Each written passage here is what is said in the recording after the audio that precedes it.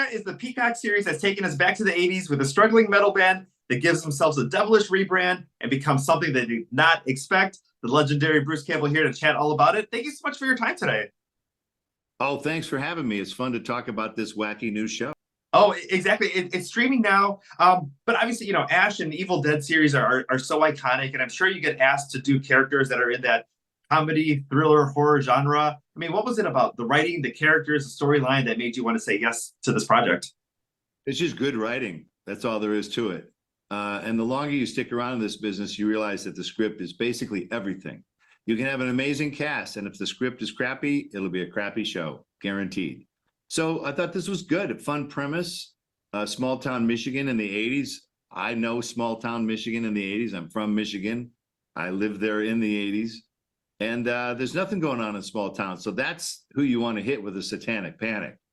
And, we all heard about it in the 80s during the Reagan era. It's sort of, to me, it was a lot of pushback from that sort of right or wrong, my way or the highway, say your prayers at night kind of environment. But what caught me mostly was I thought it was a fresh idea. And I like my character because I play a cop who's not a standard one-note Johnny. He's not a finger waver, he'll actually talk to teenagers, which I think is great. I'm playing him like the cop that I want in my small town.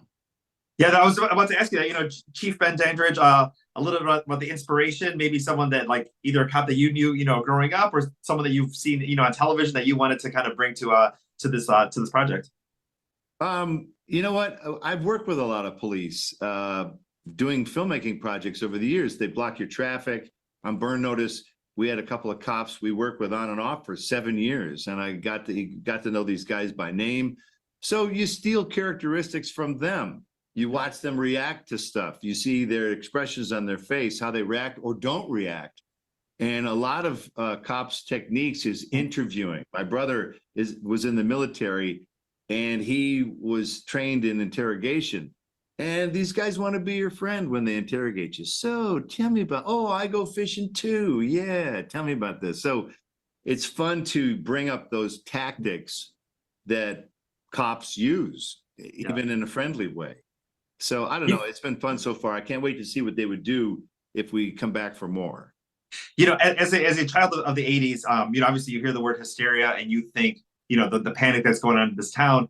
But also I remember the Def Leppard album by the same name that a lot of kids were excited to hear, that still gets played all the time. And obviously I'm making that 80s connection to that album as well too.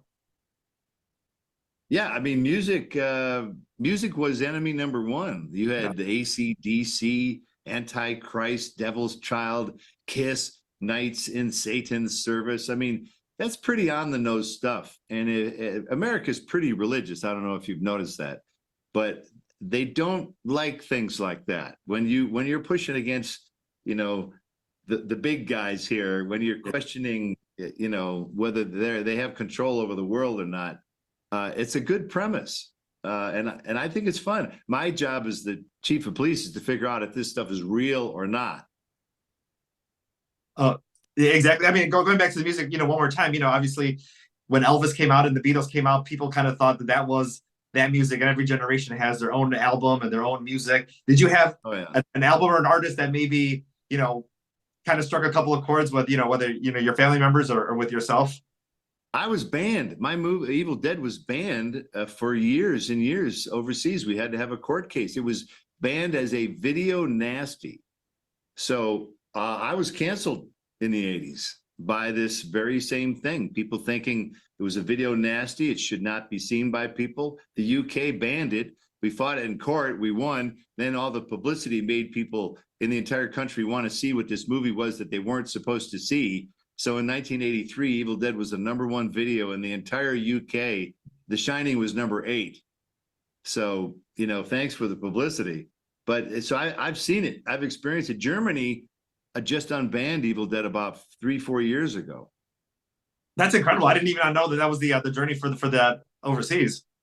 Ridiculous. Yeah. So, we see how you make a movie that conjures evil, bad spirits, you get possessed and reanimated. That's scary stuff to people of faith.